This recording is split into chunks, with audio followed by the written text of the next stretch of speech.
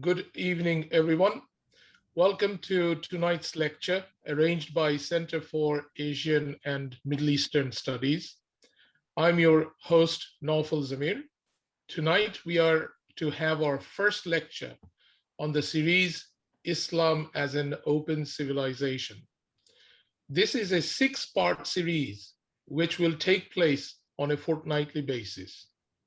The aim of the series is to know how Muslims built an open civilization from Andalusia to India, where people from different cultures lived and flourished together.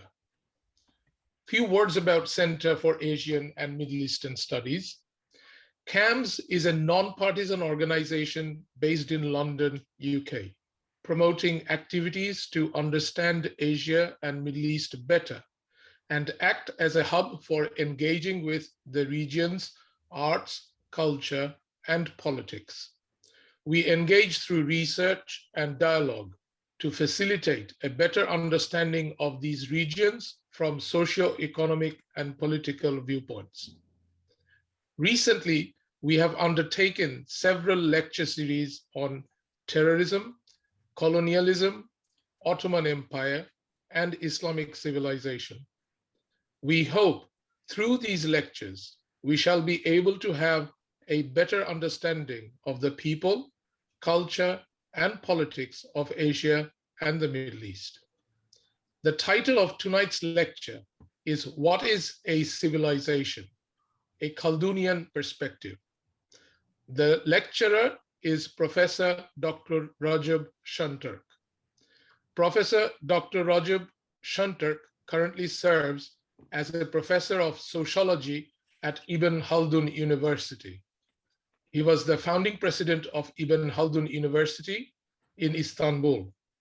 After graduating from School of Islamic Studies at Marmara University, he did his master's in sociology at Istanbul University. He pursued his PhD in sociology at Columbia University, New York. He served as a researcher at the Center for Islamic Studies in Istanbul and the founding director of the Alliance of Civilizations Institute. He is head of the International Ibn Khaldun Society. He published widely in English, Arabic, and Turkish on a whole range of topics, including social theory and methods, civilization, modernization, sociology of religion, networks of hadiths transmission, Malcolm X, Islam and human rights, modern Turkish thoughts, and Ibn Khaldun.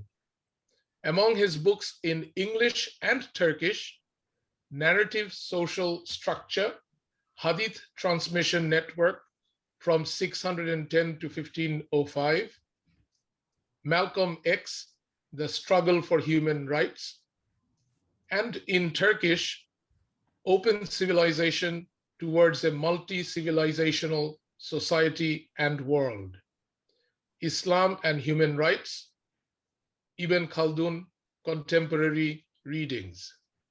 Professor Senturk's works have been translated to Arabic, Japanese, and Spanish. So that was the brief intro of tonight's lecture.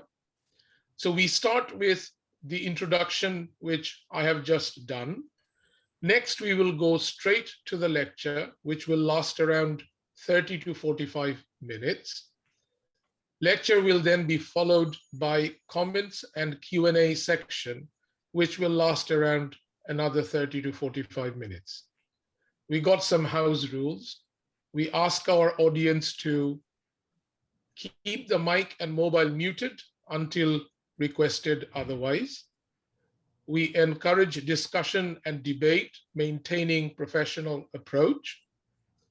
We also encourage attendees to take notes on the lecture for the comments and Q&A section. Now, without further ado, I would like to request Professor Dr. Recep Senturk to deliver the lecture. So, Professor, over to you. Thank you very much for this nice introduction. Assalamu alaikum wa rahmatullahi wa barakatuh from Istanbul to my dear friends, who joined tonight's talk from different parts of the world. I wish all of you good health, especially during this COVID period. May Allah protect all of you. Bismillahirrahmanirrahim. Alhamdulillahi Rabbil Alameen. Wassalatu wassalamu ala Rasulina Muhammadin wa ala alihi wa sahbihi ajma'in. There are two questions that I'm going to address in this talk. What's a civilization? How to study it? So these are the two questions that I will address in this first talk. Then we will have other issues to be discussed in the upcoming talks. I thank Kames and Brother Naeem and all the other organizers to organizing this the series of talks patiently, because this is summertime and I have been like very busy and it was not easy to keep the communication up. So let's begin with this first question. What's a civilization? This is a very contested question, and there are countless answers, to this question. Why are there so many answers, to this question? I mean, this is something one wonders. This is because every school of thought has an answer based on its own worldview or ideology or political stand. So every civilization has a different definition of civilization, and every ideology has a different definition of civilization, because civilization is kind of idealized society or idealized worlds, from the perspective of a particular ideology or political stand or worldview. So when a Marxist talks about civilization, he kind of reflects his ideal, his utopia, in this concept. Same thing for, let's say, when a liberal person, talks about civilization, he kind of talks about his idealized world. So as Muslims, when we talk about the civilization, we also talk about our ideals being manifested and put in practice in society. So this is the reason why there are so many different definitions of civilization. So instead of surveying like all these different definitions, I'm sure you know all of them or some of them, because civilization is a key concept in our both academic discussion as well as daily conversations. So it's a concept that's frequently used, in our discourse, in our literature, and you must have heard different definitions of it. My question is how Muslims saw civilization, and how, as contemporary Muslims, we should see civilization, rather than what others say. I will draw your attention to what we say. And in this regard, the key person is Ibn Khaldun, because he's the one who established Ilm al-Umran. Ilm al-Umran means science of civilization. So he's the one who founded science of civilization 6 centuries ago. And his authority is respected by everyone, from different cultures, civilizations, and backgrounds.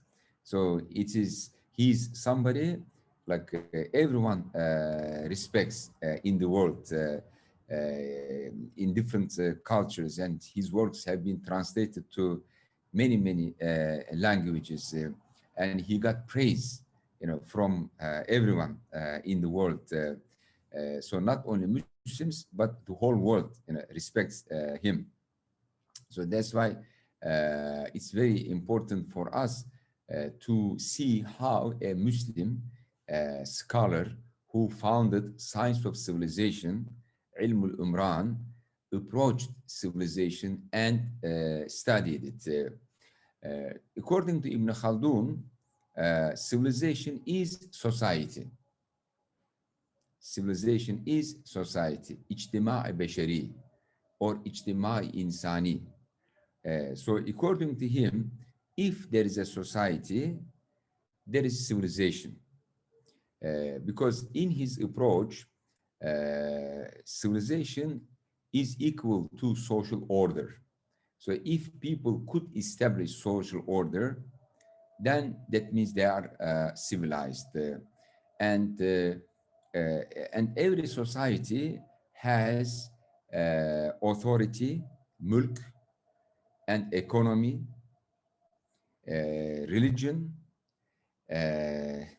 and arts and sciences. So these are the attributes of civilization.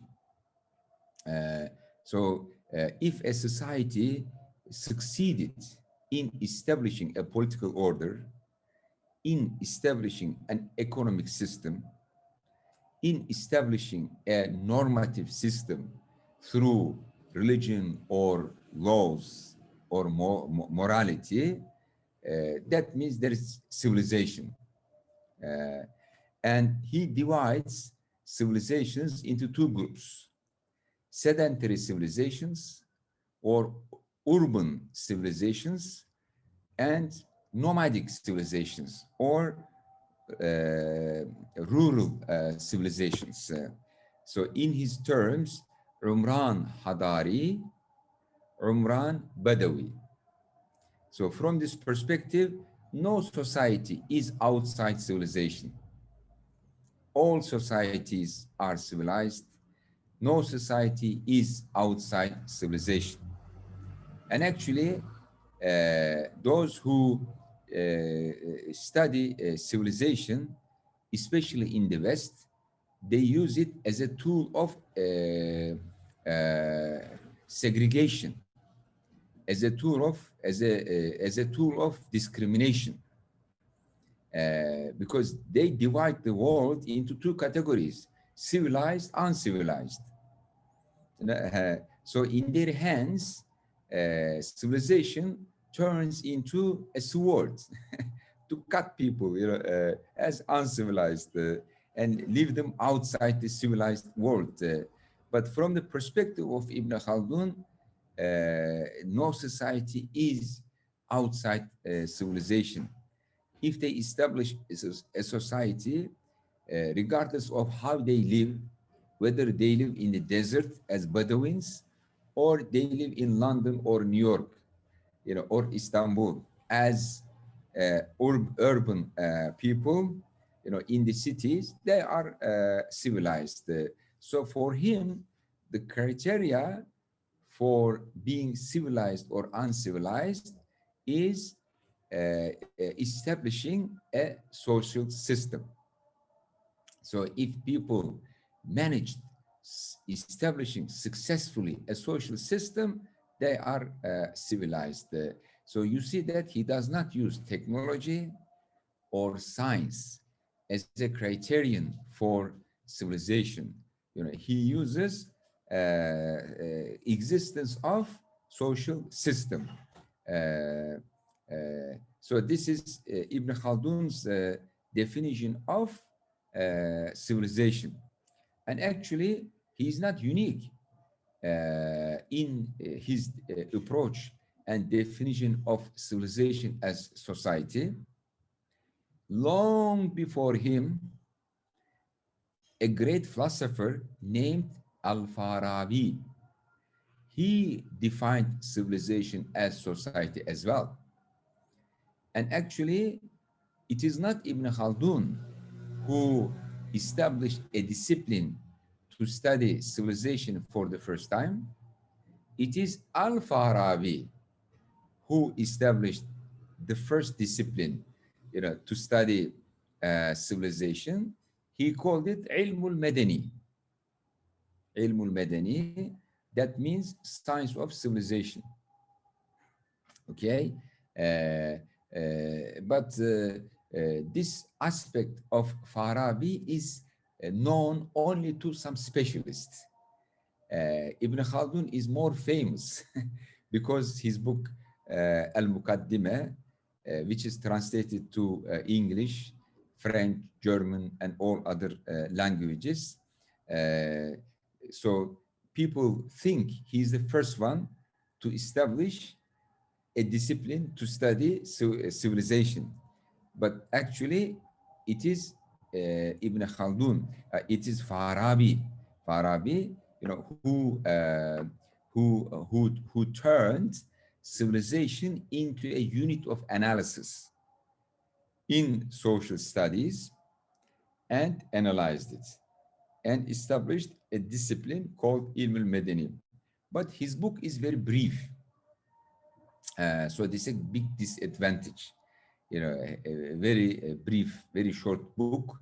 And second, his view is normative. He talks about the ideal civilization and also bad civilizations, virtuous civilization and corrupt civilizations, virtuous city and corrupt city. Because his empirical side is not so strong, his approach did not draw attention as much as Ibn Khaldun's work drew, because Ibn Khaldun has a larger book with a strong empirical perspective. So that's why he speaks the language of the modern people, and consequently it's more attractive to people. And actually Ibn Khaldun himself acknowledges this. He says that hukama, which means philosophers,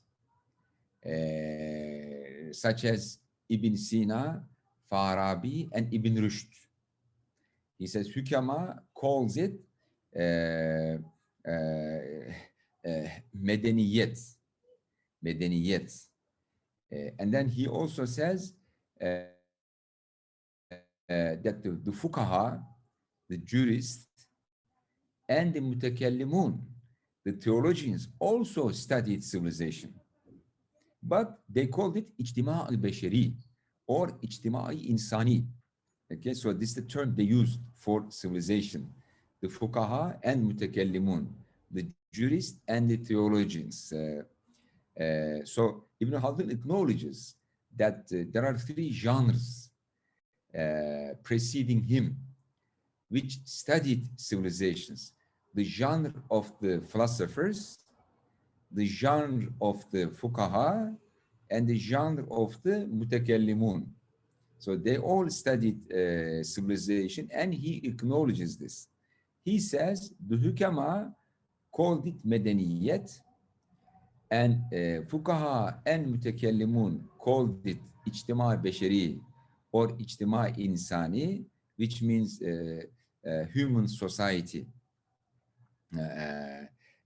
And he says, I am calling it umran.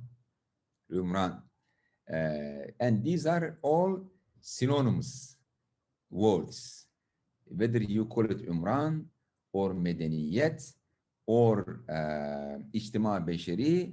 These are synonymous. They mean the same thing. Unfortunately, some people are under the wrong impression that the word civilization was innovated for the first time in the West, in France, during the 18th century. then Muslims translated it, from the West, from the Western languages. This is completely wrong. If you look at the chronological order, you will see that Muslims used the concept before any Western thinker used it. So Ibn Khaldun used it long before Western thinkers. Farabi used it long before Western thinkers. And also the Fuqaha and the Mutakallimun also used it long before Western thinkers.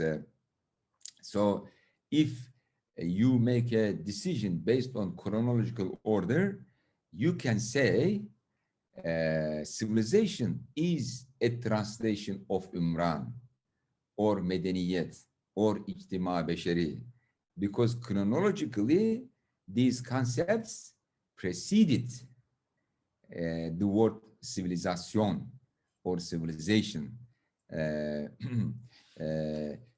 So Ibn Khaldun's contribution, he himself states clearly that he brought together in a systematic manner the legacy, the heritage of philosophers, fuqaha, and mutakallimun, the philosophers, jurists, and the theologians. He says, I brought it together because in their literature it is scattered, and they tangentially touch upon the issue of civilization. But he says, I brought it together under the title of Ilm al-Umran, and made a discipline about that. And in order for a subject, to turn into a discipline, you need some requirements. So Umran is the subject, mawdu', and mas'ala. So this is the subject, this is the question to be addressed. So if you want to turn this into a academic discipline, you need a methodology for this. And Ibn Khaldun says, at the surface, I mean, studying civilizations is producing a narrative, reporting like what happened in history. But he says, internally, it requires causal explanation of what happens, causal explanation, studying the changes in the civilizations from a causal perspective to explore the causation, the causal relationship between events in a universal way, not just reporting why and how particular events happened, but come up with a general theory, universal theory, explaining what happens in civilization by using a general law about causation. So this is called in Arabic ta'lil. Illat means cause, and ta'lil means causation. So the method Ibn Khaldun uses in the study of civilizations is exploring causation. And today in modern social sciences, this is called explanation. If you explain causation between two events, that's called explanation today in social sciences. So this is the scientific or academic method Ibn Khaldun used in Ilm Umran.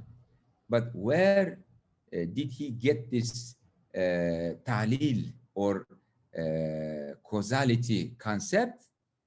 He got it from natural sciences and fiqh, because In fiqh, there is ta'lil, and in natural sciences, there is ta'lil. Because no natural event happens without causation, and no hukum in fiqh is given without a dalil. So dalil is the cause of the hukum.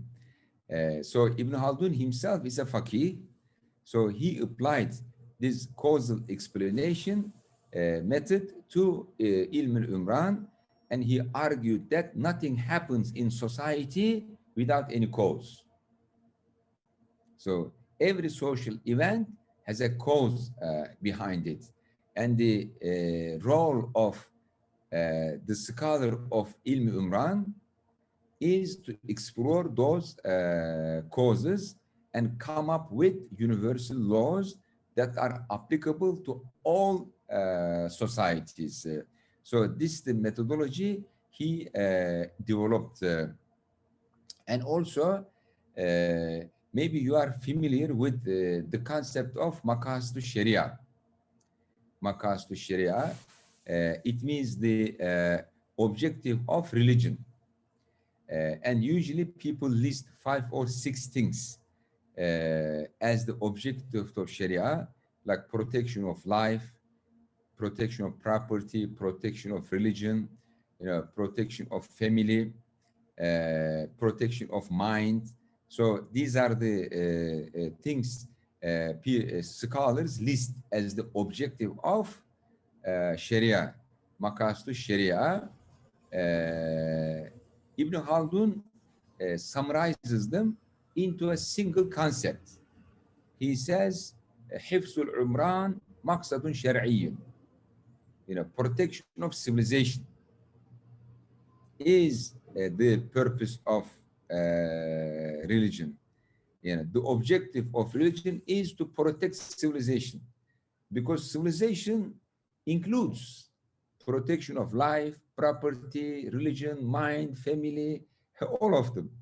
So this is a very comprehensive concept, and rather than like listing 5, 6 things, he brings them together in a very concise way under the Hifz al-Umran, the concept of Hifz al-Umran. Because he's a faqih, I mean, he made his living as a judge, as you know. He was the Maliki judge in Egypt.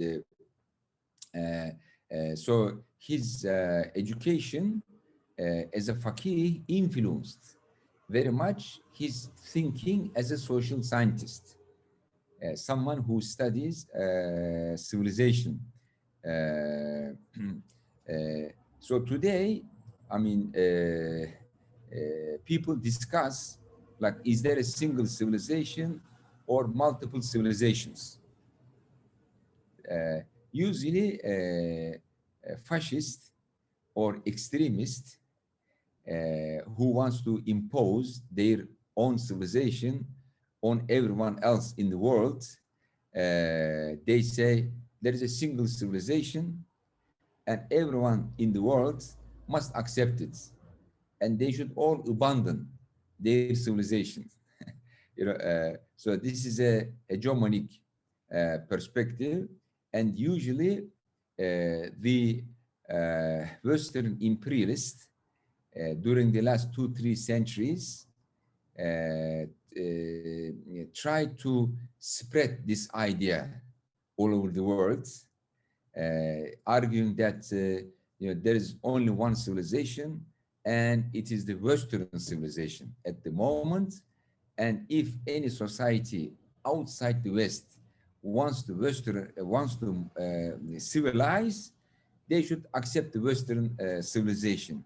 Otherwise, they are not civilized, they are out of civilization.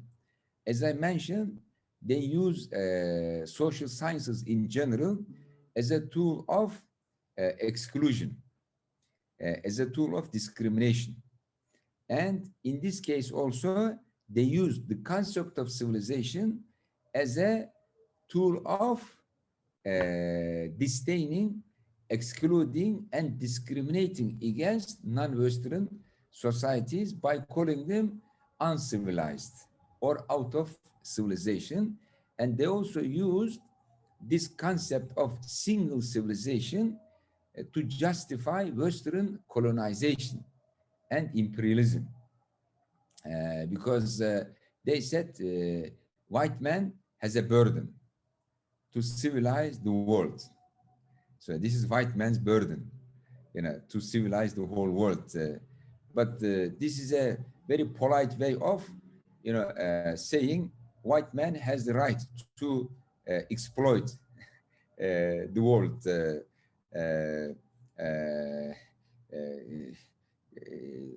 So and also they said that all other societies in the world who are not civilized, they are in the waiting room of civilization. So like Muslims are in the waiting room of civilization, Africans are in the waiting room of civilization. So like everyone outside the West, they are in the waiting room of civilization. So they have to imitate the West, to get out from the waiting room and become part of the civilized world. But after 3 centuries, when you look at the world, you see that they are still in the waiting room. India is still in the waiting room after 3 centuries. Africa is still in the waiting room after 3 centuries. The Arab world, is still in the waiting room. What kind of waiting room is this? There is no way to get out of it. So basically, it is, setting them a goal, but never letting them reach it. Yeah, so that they feel like they fail all the time. But actually, it is an unachievable goal because it's impossible for a single civilization to dominate the whole world. And history testifies for this. When you look at the history, there were civilizations much stronger than the Western civilization, but none of them could dominate the whole world alone. Because history never accepts domination of a single civilization all over the world. When you study history, you will see that there has always been multiple civilizations in the world, regardless how strong a civilization, they could not dominate all over the world by themselves alone. So history testifies against this idea of westernizing the whole world. The whole world will never be westernized. This would be completely against the historical experience of humanity. There will always be multiple civilizations. And also, trying to make a single civilization dominate the whole world is against the will of Allah Ta'ala. Because Allah Ta'ala says that He created humanity in a diverse way. Different races, different cultures, different religions. So no one could eliminate this diversity in the world. This would be going against the will of Allah Ta'ala. So the only way is to realistically accept this diversity of civilizations in the world and create a world order with a fair and just diversity management among the civilizations. So the relationship or the interaction between civilizations is very important. However, those imperialists, they want to make a single civilization dominate the whole world and eliminate all other civilizations. So this is what I call closed civilization. This is an illusion, and they have been running after this illusion for 3 centuries, and inshallah eventually they will come to realize that this is not possible. And we see decolonization of curriculum movement in the UK and in America. So there are some sensible people who realized that this is an illusion. So now, they are trying to decolonize, their curriculum and get rid of this idea of, white man's burden and all other people in the world, they are in the waiting room of civilization. Uh, uh, so the idea of a single civilization in the world was justified through evolution, social evolution, as though humanity evolved unidirectionally to a single purpose, to a single end.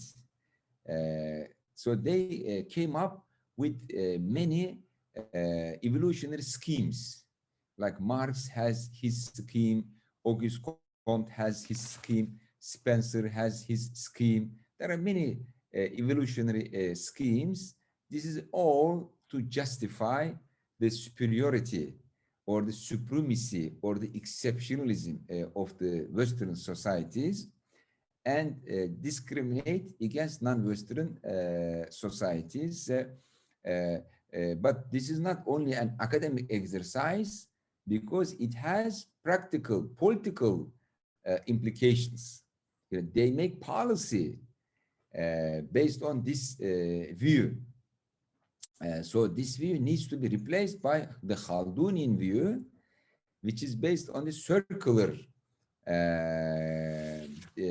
circular movement of history. I mean, civilizations rise and fall, in a circular way. But not only Ibn Khaldun, there are other people, who share Ibn Khaldun's view, like this view that civilization is society. There are many Western and non-Western thinkers who share this view, but at the same time, there are people who share this circular movement of history. One famous thinker and scholar is Oswald Spengler. So he wrote this famous book, The Decline of the West. And in that book, he says that there are 8 civilizations: Babylon, Egyptonic, Indic, Scenic, Mesoamerican, like Maya and Aztec civilizations, classical Apollonian, like Greek and Roman civilization, and then Magian, like Arabic and Islamic civilization, and then the Faustian, modern civilization. So like, many of those civilizations, they disappeared in the history and new civilizations came up. So it does not construct an evolutionary scheme. He says there are multiple civilizations, then they rise and fall. And he talks about the reasons of rise and fall.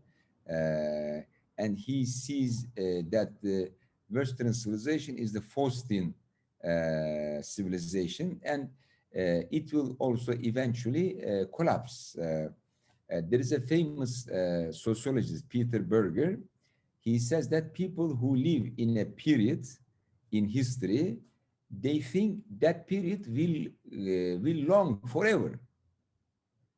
But history tells us otherwise. Like all the historical periods came to an end in the history. So now we live in the modern period or postmodern period, like under the hegemony of the West, and we are under the impression that this will go forever.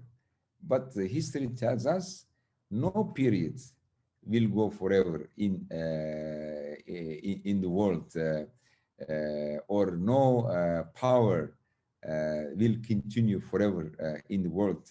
So the civilization we have now, it will also have an end. This is what the history teaches us and reminds us. So anyway, there are 2 paradigms or 2 views used in studying history of civilizations. So one of them is this evolutionary scheme, linear evolution of humanity, which is very common today. And even in the textbooks, this is what's taught in the textbooks, then this circular movement. So Ibn Khaldun compares a civilization to a living organism. And he says that every organism has like 5 stages. He calls this atwar khamsa, like birth, childhood, youth, getting mature, getting old, and dying. So this is, he says that societies also follow these 5 stages. But I mean, what's important here is what causes like a rise of civilization and decline and collapse or demise of civilization. And what causes rise of civilization is the asabiyyah, group feeling, solidarity, a strong solidarity among the group. So if a group has strong solidarity, they can defeat any power, regardless how rich the other side. If they don't have strong solidarity, unity among themselves, collective consciousness among themselves, then they will be defeated. And in the beginning of the civilization, the empire or the state, people have strong solidarity, strong unity, strong collective consciousness. However, as they solidify their power, get rich, they become individualistic, and their morality erodes. Solidarity weakens. So this causes fragmentation, internal conflicts in a society, which makes it vulnerable to outside attacks. They cannot fight against outside powers. Why? Because they are not unified and there is no solidarity. Everyone thinks about his or her self-interest. Moral values are very weak. So that society demises. And wealth and power causes decline. So this is what I call Khaldunian paradox. I mean, like every society tries to get wealth and power, but wealth and power are not good for you. They cause you to decline. However, there's a solution. Barbara Stowasser, a German professor, who worked in Georgetown University, in a conference, she said, we should take this as a warning. As a warning. If we apply God's laws when you are rich and when you are powerful, you are protected.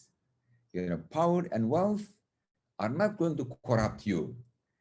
If you apply God's laws, if you follow example of Prophet Muhammad, if you apply Sharia, then your state will live forever. But because people forget God's laws when they get rich and powerful, this is what makes them get corrupted, and this is the cause of decline of their civilization and society. So according to Ibn Khaldun, the Ummah is the civilization. The unity of the Ummah is the secret of the survival of civilization. Society for Muslims means the Ummah. If there is asabiyyah, if there is unity and solidarity in the Muslim Ummah, then it will survive. But if there's fragmentation, individualism, and corruption because of the wealth and power, then they will have no no power to defend themselves against outside attacks. So the criterion for civilization is a strong society, and Ibn Khaldun is interested in what unites people together and what disunites them, what binds them and what unbinds them. You know? So the power that binds people, unites them is called asabiyyah, this group feeling, collective consciousness and unity. And what unbinds them, individualism, lack of morality, feeling that I am self-sufficient. I don't care about the rest of society. You know, so these are the causes of dissolving of asabiyyah. So the contribution of Ibn Khaldun to social sciences is that he made civilization as the largest unit of analysis in social sciences. So like the micro unit of analysis is individual, then a larger one, family, then the group, then the country, but the largest unit of analysis of in social sciences is civilization, and this is a gift, to us from Ibn Khaldun.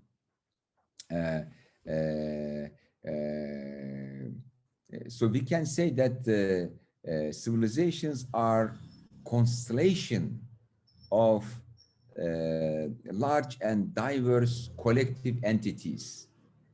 Because when we say like Islamic civilization, we don't mean a homogeneous group, like everyone is the same. No. When we say Islamic civilization, we know that under this umbrella, there are so many ethnic groups, linguistic groups, I mean, people with different attributes. So it is a large collective entity. Actually, it's a constellation, of diverse group coming together under one identity, and it unites them. And actually today, like people talk about Afghanistan, there are so many tribes.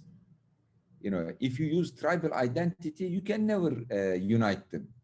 You need to use asabiyyah of religion, Islam, if you want to unite them together. Same thing in Turkey. Like we have so many ethnic groups in Turkey, like, and if you use ethnicity, you can never unite them. You need an umbrella asabiyyah to bring them together. And in my view, this is Islam. And this is how Ottoman Empire did it. So they brought together all these, different communities under the asabiyyah of Islam. This is how they united. So civilizations usually have a shared history, a shared memory, and shared institutions, shared values. So this is what makes them get united, not their ethnic background. But Islamic civilization is based on the concept of adamiyyah, Ibrahimiyyah, and Muhammadiyah. So it's open to the whole humanity. It's open to Ahl Kitab in particular, and we will discuss these things, inshallah, in our next lecture, Islam as Open Civilization.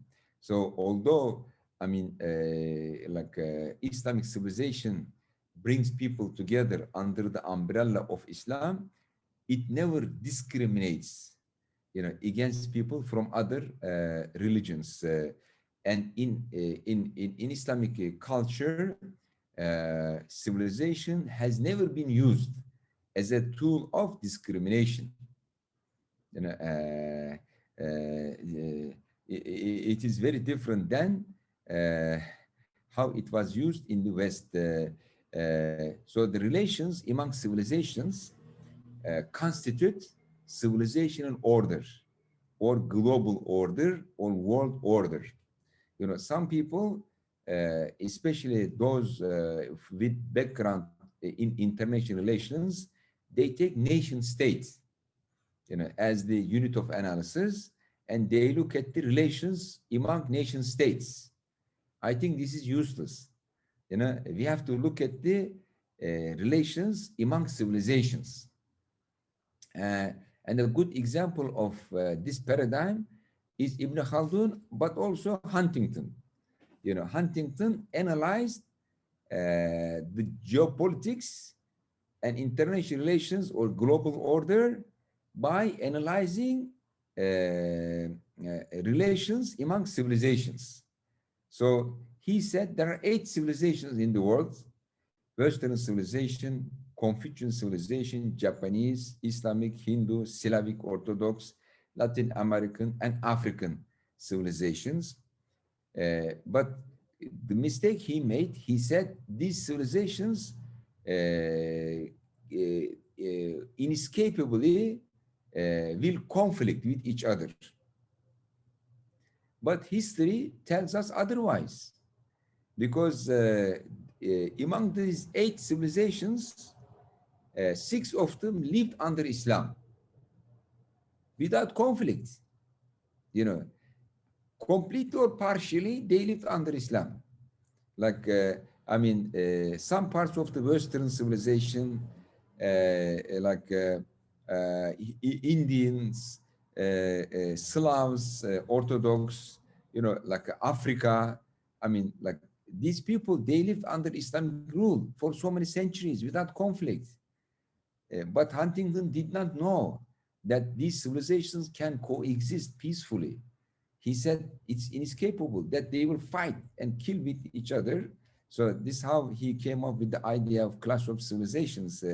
So he was right in trying to understand what goes on in the world from the perspective of relations among civilizations, and using civilization as a unit of analysis to understand the global system, the global order. But he was wrong in assuming that they will inevitably fight with each other and conflict with each other. And so because the global system Islamic civilization established testifies otherwise. This is history, real history. But he did not know about this. So finally, you know, I'd like to draw your attention to 3 periods in the relationship of civilizations in the world history. So we can say that the first period is the ancient and medieval period. This is a period of close civilizations. You know, civilizations lived isolated from each other, and there was very limited interaction among themselves. So this is the ancient and medieval period of close civilizations. Then came the modern period, and in this period, we observe the Western effort to make Western civilization dominate the whole world.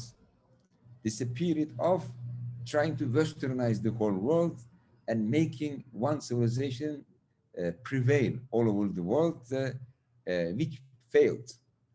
Then now we are in the postmodern period, and this period I call it period of open civilizations. You know, in this period, you know, civilizations are not isolated from each other. Just the contrary, all civilizations interact with each other. They are intertwined, intermingled. So we moved from a multi-civilizational world to a multi-civilizational society. So like every society is multi-civilizational today. I mean, you go to school, you have students from China, from Japan, from Africa, Christian, Muslim, Jew, Hindu, all of them in one classroom. This was unimaginable a century ago. So today we have multi-civilizational society. And the most important need today is diversity management of multi-civilizational society. And inshallah, we'll talk about this in the subsequent lectures. So I'd like to summarize at the end the Khaldunian view of civilization. So first, civilization is society. Okay. Second, all societies are civilized, regardless whether they are nomadic or urban societies. Third, history is circular. History moves in circles, and there are 5 stages in the history of every civilization. Fourth, ilm umran is the proper discipline to study civilizations. Ilm umran means science of civilization, founded by Ibn Khaldun. And fifth, a single civilization can never dominate the whole world. Thank you very much. So this is the end of my presentation. Now we can continue with your questions. Thank you very much, Professor Recep. Senturk, with your enlightening lecture. This has been fascinating, and it's so timely, especially when the world is thinking differently and getting more and more polarized at that time. To have this understanding and bring this perspective and the change of paradigm to look at civilization, really, it gives a lot of food for thought, I'm sure, to all the audience here. So I'll open the question answer session. Just before that, there has been in the chat box, you will find a link to our CAMS lecture WhatsApp group. And we are going to publish the video recording for every episode there. So if you kindly join there, you're going to be updated with that when it happens. I already see a couple of hands, so I will request. So when I request, please unmute yourself and make your comment or question. Perhaps we can take a few questions in together, or a couple of them together. I see a couple of hands. So I request Amr to unmute and make your comment or question, please. Sure. First of all, Assalamu alaikum, Recep, Senturk. Jazakallah khair, shukran, tashakkur for your excellent presentation tonight. Jazakallah khair. You spoke about unity and how Ibn Khaldun focused on the subject of unity. Now, so first of all, can everyone hear me? Can you guys hear me? Yes, I can hear you. We can hear you. That's fine. Yeah, brilliant. Now, when people say unity in the 21st century, I think unity means different things to different people. And when I think of Islamic unity, for example, for me, this is my take on it. I think of the Ottoman period. For example, majority of the Muslim world was united under one single leader. There was, the unity was centralized. Istanbul was the capital city of the Muslims. There was one state for the Muslims. The Muslims were unified under the Ottoman authority. They had their caliphate. And in terms of that sort of vision of unity, or that sort of type of unity, is that what Ibn Khaldun was referring to, in the sense that one state, one leader, one centralized, leadership, or was it something else? Because in today's day and age, for example, in the 21st century, when we say Muslim unity, I don't think that exists, to be honest, because we have 63 Muslim countries.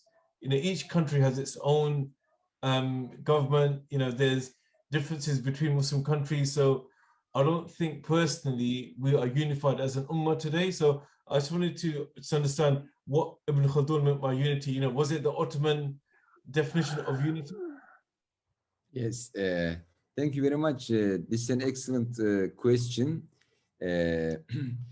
Ottoman unity or the unity in the Islamic history, not only in the Ottoman period, Yeah. did not mean standardization. You know, we modern people today misunderstand unity as standardization or uniformity. Unity is different than uniformity. So Islamic civilization has never aimed to uniform people, to standardize people. So there is a great diversity within the Muslim community, like diversity in law. There are 4 schools of law, diversity in theology. There is like different schools of kalam, theology, and diversity in mysticism. Like there are so many different schools of tasawwuf and Sufism, and also in philosophy, you know, and also ethnic diverse groups like Turkish, Arabic, Kurdish, Iranian, Indian, like all these different ethnic groups, they have never been like suppressed and assimilated, and the linguistic groups. So this is the internal diversity of the Muslim Ummah. So this diversity was preserved because this is the will of Allah Ta'ala, that He created us diverse. So our duty is to preserve this diversity, but unity in some essential values. Unity like sharing the common history, sharing some common values, some beliefs, some institutions. So this is the source of unity. So it is unity in diversity. يعني وحدة في الكسرة، وحدة في الكسرة or كسرة في الوحدة. you know so the things that are diverse, they are unified at a level, and they are diverse at another level. So that's why you can say unity in multiplexity. Unity in multiplicity means unity in multiplexity. There are different levels, so there are some values we share with the whole humanity, whether they are Muslims or non-Muslims. Like, don't kill anyone. Life is sacred. This is a universal value we share with everyone, Muslim or non-Muslim. See what I mean? Property is sacred. We share with the whole world. Actually, these are called darurat shar'iyya. We share them with everyone in the world. These are universal values. But then there are certain values we share as Muslims. Like alcohol is haram. We share as Muslims among ourselves. So we don't reject that we have a common ground with non-Muslims. So we have a common ground with non-Muslims as well. So this is what makes possible living together with non-Muslims. So when you look at Islamic history, you see that Muslims embraced non-Muslims everywhere in the world, whether Ahl Kitab or non-Ahl Kitab. This is the reason why I call Islamic civilization an open civilization. And inshallah, I will describe this in detail, and I will also demonstrate why. Like, look at Muslims in India. I mean, Hindus, Buddhists, and many other religions lived under Islamic rule. Look at Zoroastrians, the Majus in Iran, fire worshippers. They lived under Islamic rule for so many centuries. The idol worshippers in Africa, in Mauritania, they also lived under Islamic rule for so many centuries. So this because of our fiqh, and there is delil and justification for this. And inshallah, in the future, we will actually, in our next lecture, Islam as open civilization, I will explain this with the reasons, justifications behind it, inshallah ta'ala. But today, as you said, we have so many nation states imposed on us by colonialists, so they divided us through political borders, but these political borders don't overlap with the symbolic borders. The symbolic border is the ummah. And then we have political borders, trying to divide the ummah, which is united through these symbolic borders. Okay. So unity Ibn Khaldun talks about, it's the asabiyyah. Asabiyyah means like group feeling. It is something universal. It's not only for Muslims. I mean, non-Muslims may also have asabiyyah. Any group in the world may have asabiyyah, group unity. And the stronger this group unity, the stronger that group, and the longer it can survive. I mean, so any group, regardless of religion, because Ibn Khaldun was trying to understand societies in general, regardless of their religion. He did not develop a sociology or Ilm Umran only to understand Muslims. He was trying to understand all societies in the world from a universal perspective, not just Muslim societies. So the concept of asabiyyah is applicable everywhere in the world. And actually today there are some researchers, they apply the concept of asabiyyah to fans of football teams. Like we have in Turkey, Fenerbahçe, Beşiktaş, Galatasaray. So people like subscribe to those football teams as if it is their tribe. They are ready to fight for that, for these football teams, and also like some political parties, some business groups. Like we have a colleague, she applied asabiyyah to companies in California. Like companies have this unity, among the workers. I think this concept of asabiyyah is not only for Muslims. This is what I want to say. Okay, we can move to another. Professor Senturk, thank you very much for the detailed explanation. And I think I took some notes about your shared memory, shared values, and shared collective consciousness. I think those were the things you were talking about when right. So just to remind everyone, we have shortage of time. We only have 20 minutes left. So I can see a lot of hands. So that is a great thing. But it also means that if you kindly keep your questions and comments, briefly state them, that would be great. So Rajiv Kumar, so could I please request you to unmute yourself and make your brief comment or question?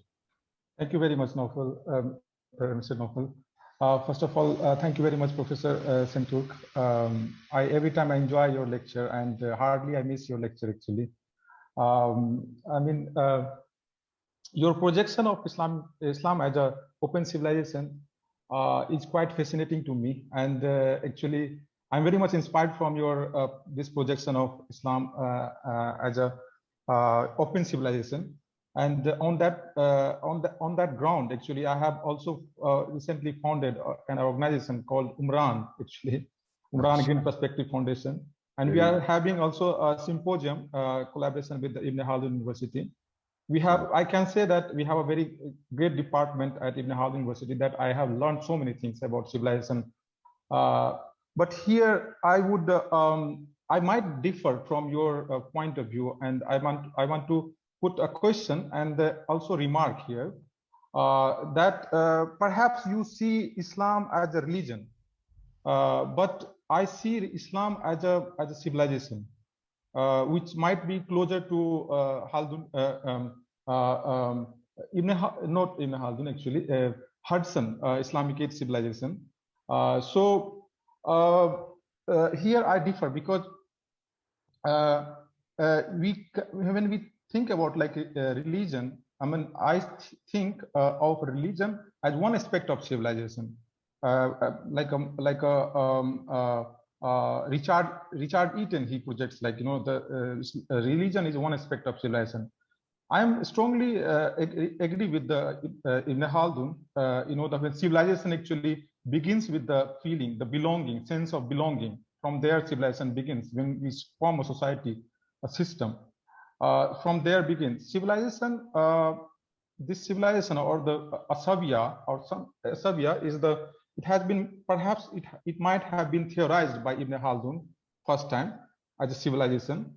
But civilization was also there in India as a sanskar, which has a layers from birth to death, like, you know, naming people, and then getting married, and then till death. So there were the layers. It is the 16 layers of civilization in human.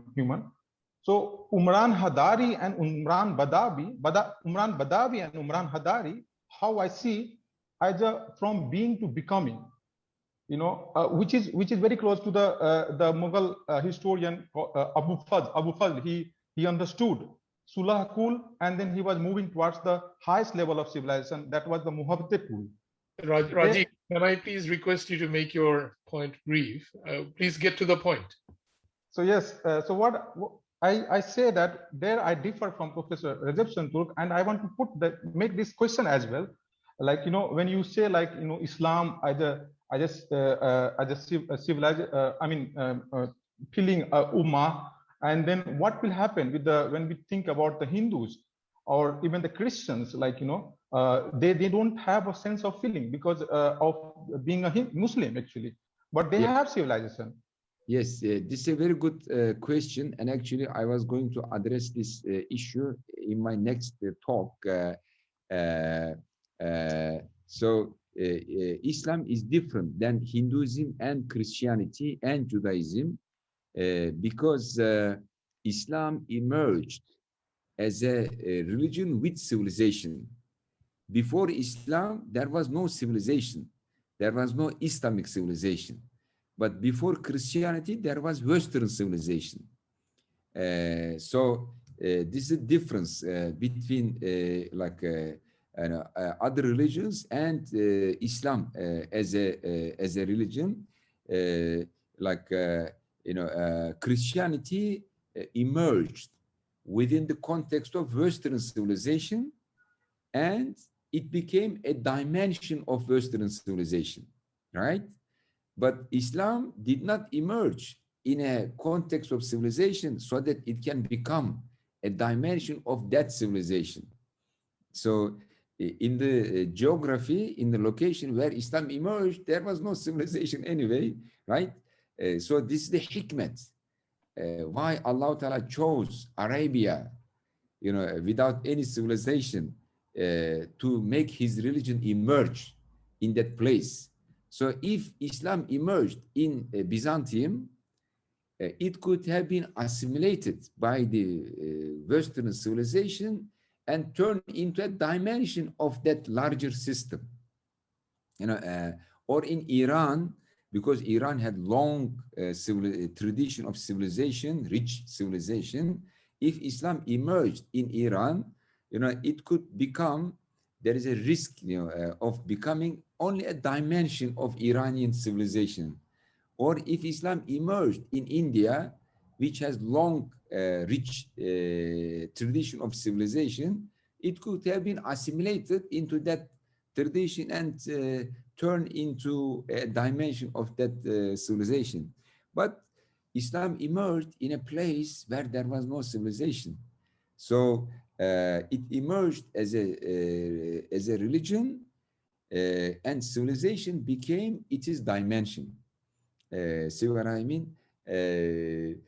So Islam is the Islamic religion, and civilization emerged at the same time.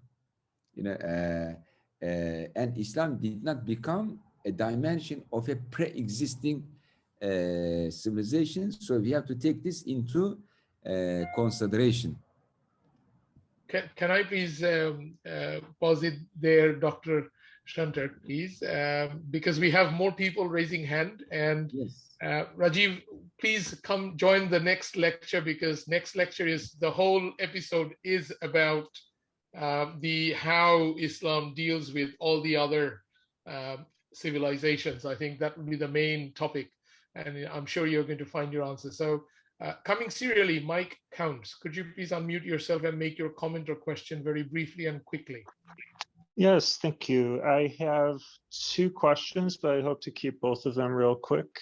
First question, can you name some of the fiqh that was implemented during the time frame that we're talking about here, like a title and author, or maybe multiple titles and authors?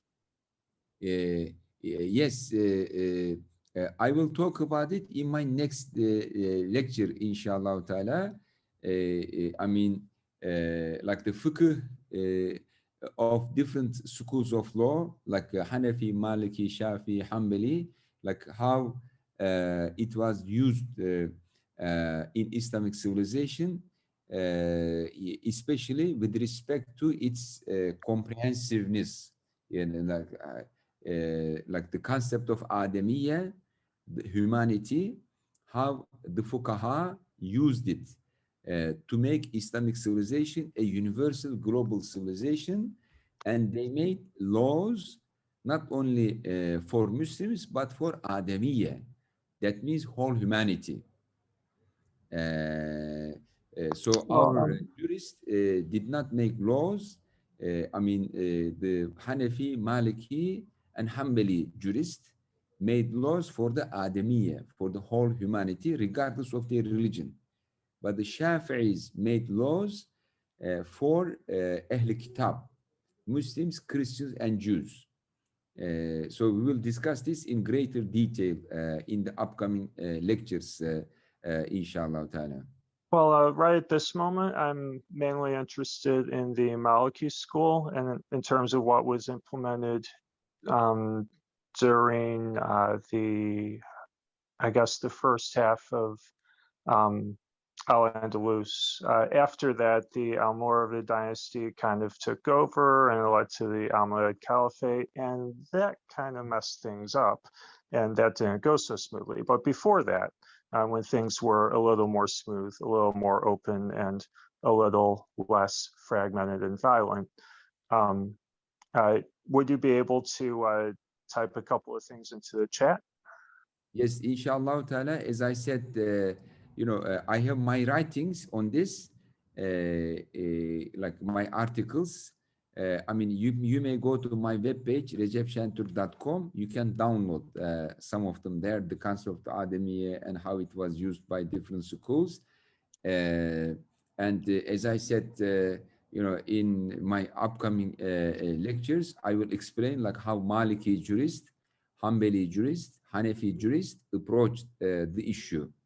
Yeah, the goal here is for me to read the legal code. So like a title and author of the legal code. I'd like to have a look at it. I mean, search for the rule al-isma bil-adamiyyah.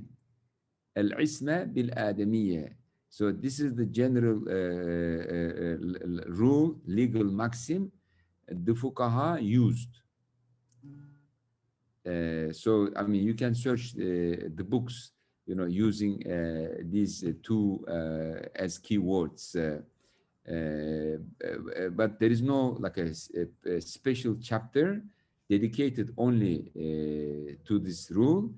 It's like everywhere. So feel free to get in touch with us if you have some specific questions, and we can definitely relate to Professor and help you to get your material, what you're looking for. So let me move on to next hand raised by Aisha Saeed. So Aisha, if you kindly unmute yourself and make your comment or question. Assalamu alaikum. Thank you very much for this very insightful series. I would just like to know that what would be the end goals of a civilization? Like, how would we gauge whether a civilization is really beneficial, or just because of it being a civilization, it would be beneficial? And every such a civilization would want to uphold personal interests above all else. So wouldn't that lead to clash between civilizations? And aspia, as you've narrated it, is a strong solidarity or ethnocentrism, which could be good. But aspia would also imply governance and social control. And those who may not conform would be considered deviants. So what would be the space of conflict theory and conflict perspectives in these civilizations? Thank you. Yes. Yeah, this is also a very good question. Thank you very much for asking it.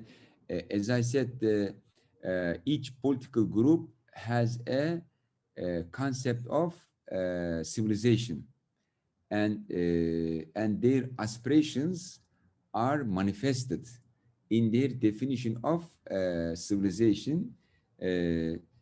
So for Marxists, civilization is like end of state, end of family, end of private property. So this is the goal of civilization, and this is the culmination of civilization. For liberals, like liberal economy, etc. I mean, for Christians, it is something different. For Hindus, it's another thing. Because, as I said in my talk, civilization is a concept in which the dreams or the utopia of different religious political groups manifest themselves. Their ideals manifest themselves. But from the perspective of Muslims, the ideal, the ideal civilization is where Maqasid Sharia is achieved, where life is protected, property is protected, minds of people are protected, family is protected, so religion is protected. So these 6 goals of Sharia, if these goals are achieved, that means this is a perfect civilization, but failing in any of these goals, like if life is not protected, freedom of religion is not protected, family is not protected, private property is not protected, minds of people, freedom of expression is not protected, that means this is a imperfect or failed civilization. So this is the Islamic perspective. But of course, like each group has its own ideal concept of civilization.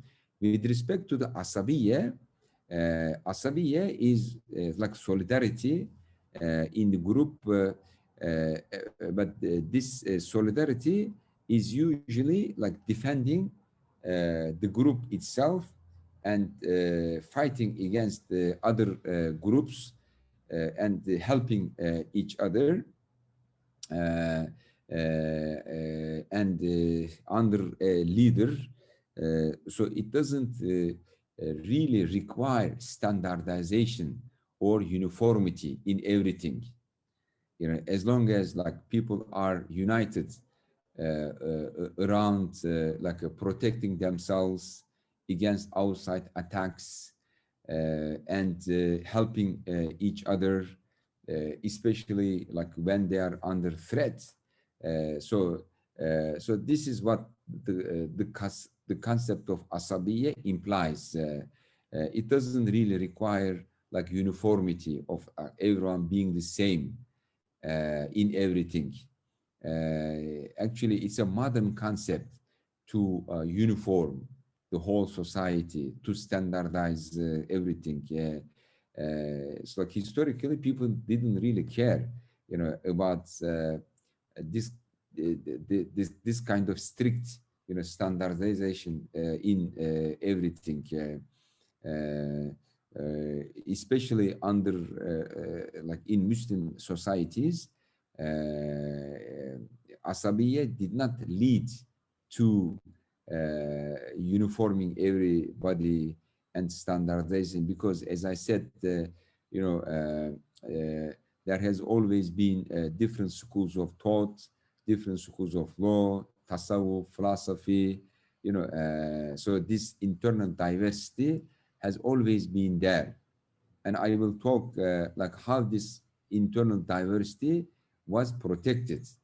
What's the philosophical background, the political background of justifying this diversity and preserving it. But this is in the upcoming lectures, inshallah ta'ala. So this, because sorry to cut you short, Professor Senturk. Sorry, because we have a shortage of time, and I also see there are still a couple of hands raised. They want to ask you question. We only have 3 minutes, so the next question, I see Dr. M.A. Aziz. Dr. Aziz, we know him. He's an editor of a newspaper in the UK. Could you please unmute yourself and make your question or comment very briefly? You have 60 seconds. I'm sorry, we don't have much time. Dr. Aziz, can you hear me? You have to unmute yourself, please.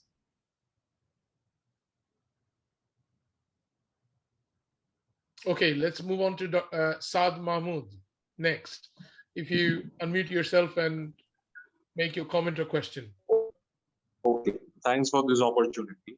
So my question is that Dr. Senturk was defining between unity and solidarity. So is there any broad guideline between being in a sense of unity and being in a sense of centralism? Centralism is that having all the power to one center, and unity is being that equal distribution of assets and resources. So is there any guideline in the Islamic light to understand how to be unified or how to be under some kind of a common central authority? Thank you. Yeah, this is a very this question requires a very long answer. I mean, you have to like outline the whole social and political system.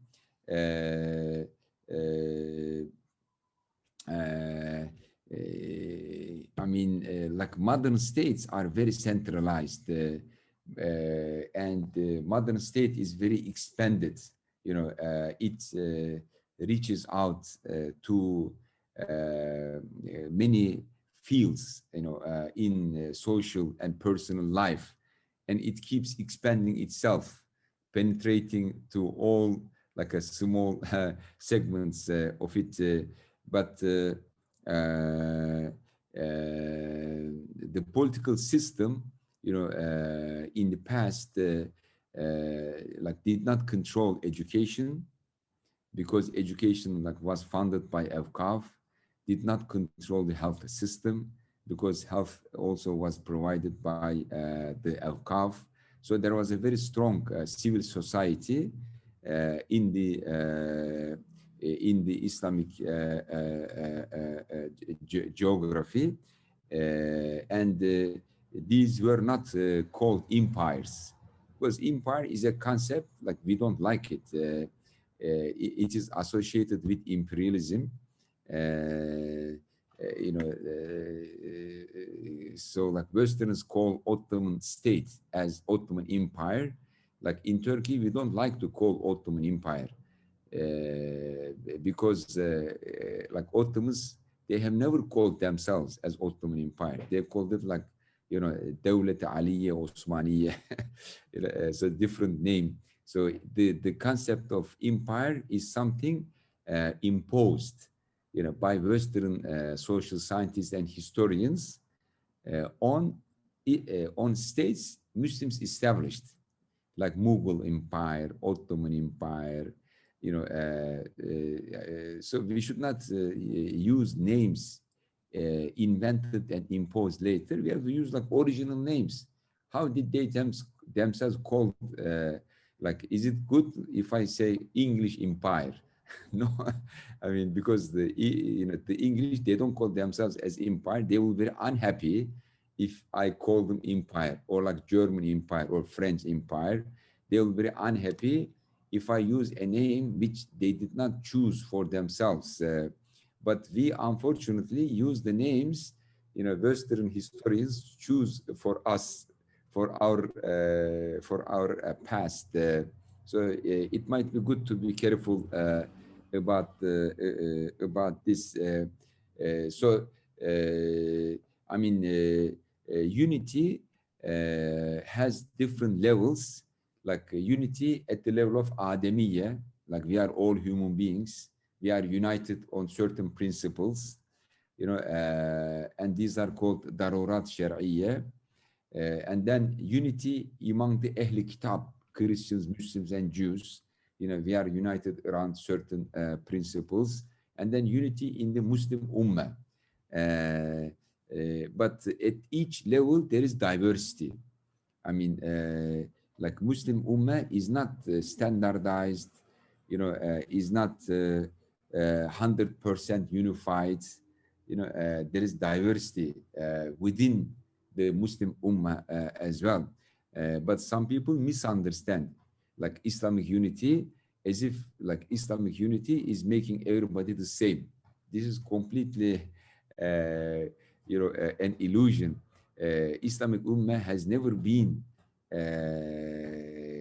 unified, standardized, centralized that way. It has always been a very cosmopolitan, very diverse, very heterogeneous, and this diversity was justified and managed. It was not turned into conflicts. So these are the issues, inshallah, I'm going to raise and discuss in my next talk. Thank you very much, Professor. We have Dr. Aziz. Are you available now to make your quick question or comment? We only have few seconds left. So please, if you could make your point in 30 seconds, that will allow us. Just, thank you, brother. Just we want to ask how Muslim can be united, who has, a lot of, similarity, a lot of one Allah, one Prophet, one Quran, and so many things, same history. How can be united first, Muslims? And secondly, then after that, how can we approach other, the nations or civilizations to unite with us, to open for them our, civilization? Mm-hmm. Inshallah, we can do it the way we did it. Pardon? We will do it the way we did it. Ibn Khaldun says the past is similar to the future the way a drop of water is similar to another drop of water. So inshallah, our future will be very similar to our past. So we will be united among ourselves, and we will be united with non-Muslims the way we did it in the past. But unfortunately today we lost our social memory. We are disconnected from our past, and we need rooted renewal. We need to be rooted, in our political tradition, moral tradition, ethical tradition.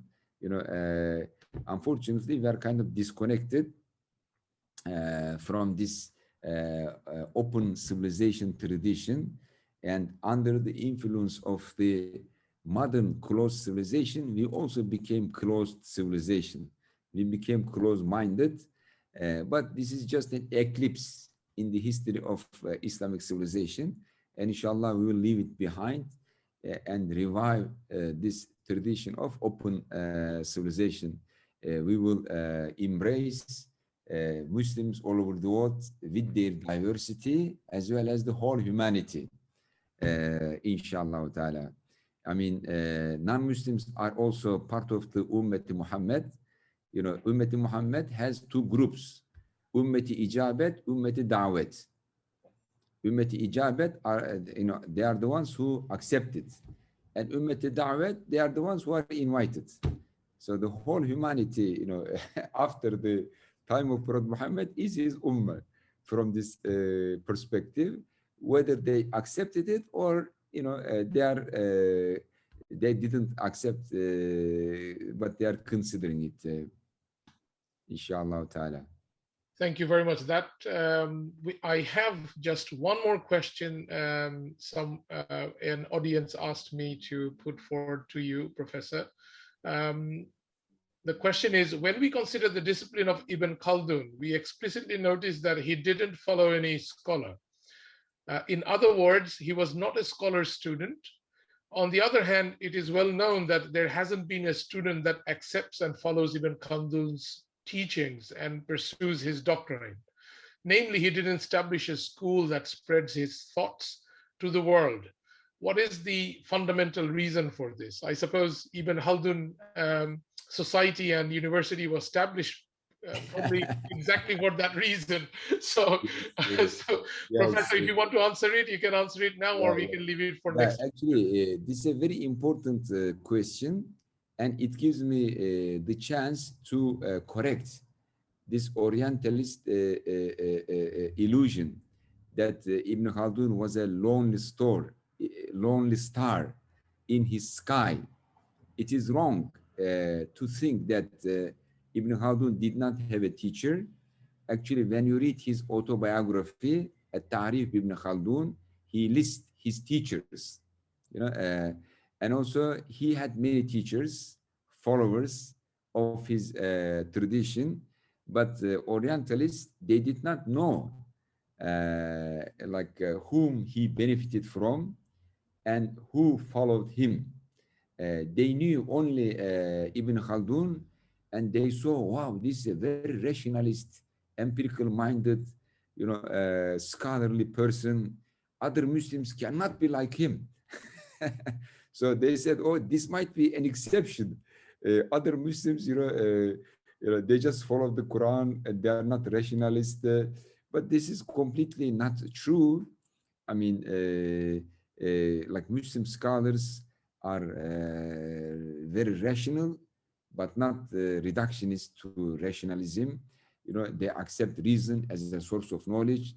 They accept empiric knowledge, but at the same time, they accept wahi as well, and also kashf, tasawwuf, because Ibn Khaldun has a book on tasawwuf also, Shifa al-Sa'il. He was a Sufi, you know, but they cannot grasp this. How can someone be very empirical minded, rationalist, and a Sufi at the same time? So this is explained by the concept of maratibul ulum, like levels of knowledge, So Ibn Khaldun was at one level like empiricist, at another level the rationalist, at another level like a faqih relying on the Quran and Sunnah, at another level a Sufi. So he combined all of them within this multiplex knowledge system, multi-layered, you know, knowledge system, and inshallah I will talk about this as well. So Ibn Khaldun had many teachers, and he acknowledges this in his Muqaddimah, that he benefited from Farabi, from the jurists, and from scholars of Kalam, and actually he benefited most from the tradition of Fahrettin Razi. You know, keep in mind he was a Maliki. Keep in mind he was Ash'ari. See what I mean? So he followed that school of thought. That means people in that school, they are his mentors, like the Maliki faqihs and Ash'ari theologians. So they portray as if Ibn Khaldun did not belong to any school of thought. He was a lonely star in his sky. This is baseless, you know, when you study Ibn Khaldun's intellectual biography and the genealogy of his ideas. And on the other hand, as to the followers of Ibn Khaldun, you know, Ottomans followed Ibn Khaldun.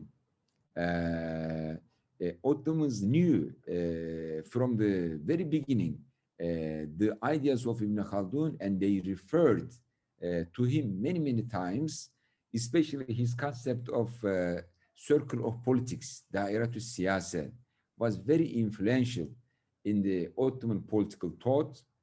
This 5 stages of the state was very influential, and almost all Ottoman political thinkers, historians made reference to Ibn Khaldun. They have known him very well from the very beginning, and also translation of Mukaddimah was made to Turkish in the 18th century. And it was one of the first books to be published after the print house was introduced in Istanbul. It's like one of the first books to be published. And do you know who translated Ibn Khaldun to Turkish? The Shaykh al-Islam, the top of the ulama, you know, not like an ordinary person, Pirizadeh. He made the first translation, but he could not complete.